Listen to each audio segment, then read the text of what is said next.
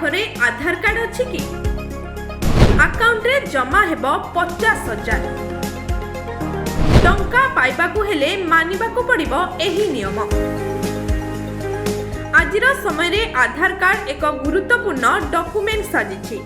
बिना आधार कार्ड रे कोनोसी काम संभव हेउनी। तेबे वर्तमान आधार कार्ड को नहीं आसीछि बड़ खबर। एबे आधार कार्ड थिले आपण पाई परिबे 50,000 टंका। टंका आवश्यक बेले केवल 10 किंबा 20,000 टंका नुहे आपण 50,000 टंका पर्यंत ऋण पाई परिबे। तेबे आधार कार्ड रे किपरि पाइबे ऋण? बेले बेले एका संगरे मोटा अंकर अर्थ आवश्यक करबाकू पड़ी थाए।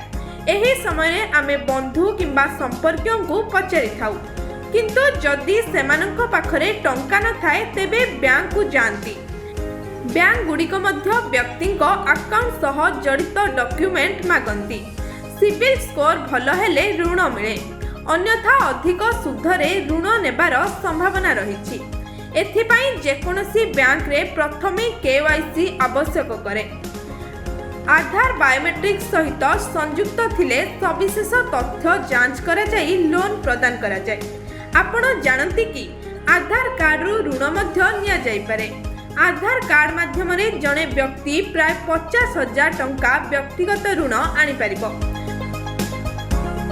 आधार कार्ड जरिया रे लोन नेला बेले एक गुरुत्वपूर्ण विषय हेउछि सेही व्यक्तिंक पाखरे यूआईडीआई द्वारा जारी दिया जाइतिबा आधार कार्ड रहिबा उचित।